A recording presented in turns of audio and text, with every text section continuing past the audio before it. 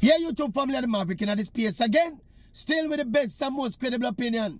And for it to be the best and most credible, it's got to be fair and fearless. And that's what it is. And that's what it's going to continue to be. And do remember, don't just watch the videos. Do this. Share the videos. Tell your friends and family about it. And of course, drop a comment in the comment section. So the political chess game, turn up. Silly season again, sillier. It's nice as a spectator sport, you know. You see the politics from the outside looking in. When you don't have too much emotional and financial and other investment in it, it's nice. Less pressure. It's like an opera performance. Sometimes like a dancer stage show. But it's nice, the politics from the angle you're looking on. But watch out. The PNP manifesto has set to have some wagging tongues. First of all, let me say this. You see, generally speaking, in our elections in Jamaica, I don't think manifestos move the needle. In and of themselves. The wholesome presentation and manifestos.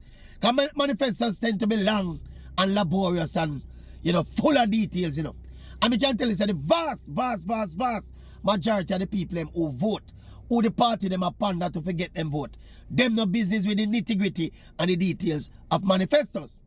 What manifestos serve to do most of the time is to provide what we call in the media flashpoints or headlines, some moments or some things or some aspects of them will resonate with the people and probably capture them imagination to the thinking of the political parties to capture them votes.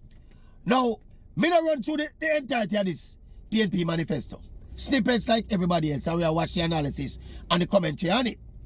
And me can tell you this, as the days go by, some interesting and intriguing flashpoints are creep out of the manifesto.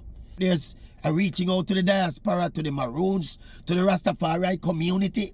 The big one for me is where them are proposed for overtime for people earning $6 million or less. Overtime to be non-tax, that would include people like, and they mention specifically the hotel workers, me assume security guards, government workers, private sector, anything with a tax break in it, I go catch people attention. Because that I go potentially put some extra dollars in a people's pocket. So when those things are concerned, me think of some excellent pandering by the PNP through the manifesto. Now, the proof of the pudding, said this manifesto touched some good pandering points, is how quick the governing Jamaica Labour Party run out upon the attack against the manifesto. Big press conference call the morning after the manifesto release. Me I say, Papa Jesus, that time I don't know what going on the manifesto yet, I want to tell you, to be honest, what the JLP did with that press conference and the attack on the manifesto. Me think them pour more light and make more people see why in the manifesto than people that normally see, Because them come out swinging left. I want to tell you, them confuse me with them criticism of the manifesto. It's almost like it was uncoordinated and chaotic. First of all, me hear the minister or the former minister of foreign affairs. Me hear she say the PNP manifesto, is an abject and total failure, And I hear she call the manifesto, And then when me listen some more operatives from the JLP, them say it's a AI generated manifesto, like a replica of the JLP policies. So me don't understand. me don't understand the contradiction there, so. But obviously, no people, the PNP manifesto had enough effect or potential effect on the electorate that the JLP saw it fit to call out all of them big guns and attack it left, right, and center. And as I said to you a while ago, what they have essentially done though is to basically shine more light on some of the intricacies of the manifesto, where people are probably not paying no mind anyway, including some of the things they were me suspect are going to resonate with people, And one of the latter criticisms of the PNP manifesto from the JLP is that basically a lot of the things that them are proposed, the government is already have those programs in place. Now, may I think again now, and may I say, what is so wrong with some level of continuity? Now, something that we are yearning for over the years as Jamaicans. Say every time government change, we right, so people dismantle what the other government, what the other administration did do and put in for them policy. And we've been doing that over and over and over again. So this is now a grand opportunity or an endorsement of continuity. And yet still, in the chaotic criticism of the PNP manifesto, the JLP seem to be, we don't know, they have a fight against continuity. And there's another thing too.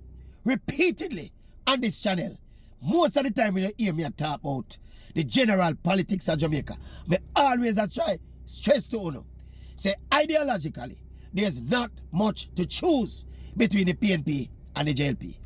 In terms of, it, compared to like when we did have the Cold War days, back in the 70s and 80s and them time there.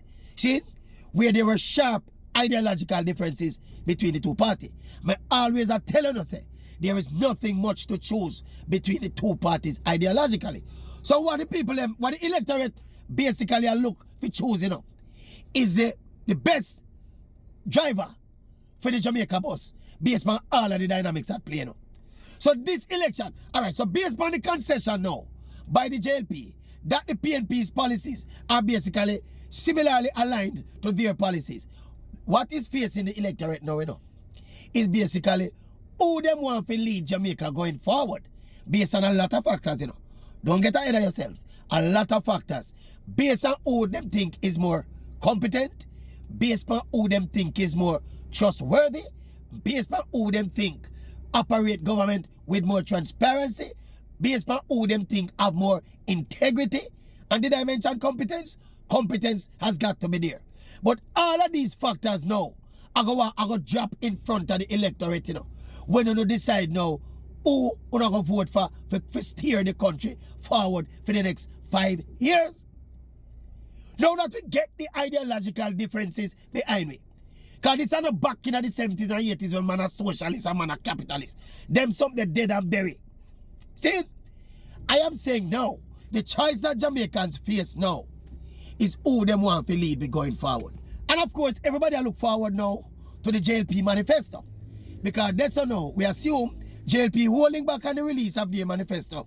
Having heard what the PNP have to offer now, them can go around and go tweak and counteract and tweak and counteract. But it look like the PNP catch them off guard and drop back most of the policies where them having a for their manifesto as well.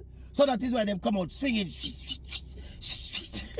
But as we tell you, I say the political chess game and the political silly season. So don't expect any of these two parties to endorse anything where the other party are do. But this continuity thing though, I think it is something that should be applauded. And the general population of Jamaica should be happy that there might and should and shaping up to be some level of continuity. We think that the PNP was going to put in a them manifesto a complete different set of policies, diametrically opposed set of policies to what the JLP do, would be foolhardy. It would be devoid of continuity, which is something that the Jamaican people have been crying for decades. I love how the thing shape up, man.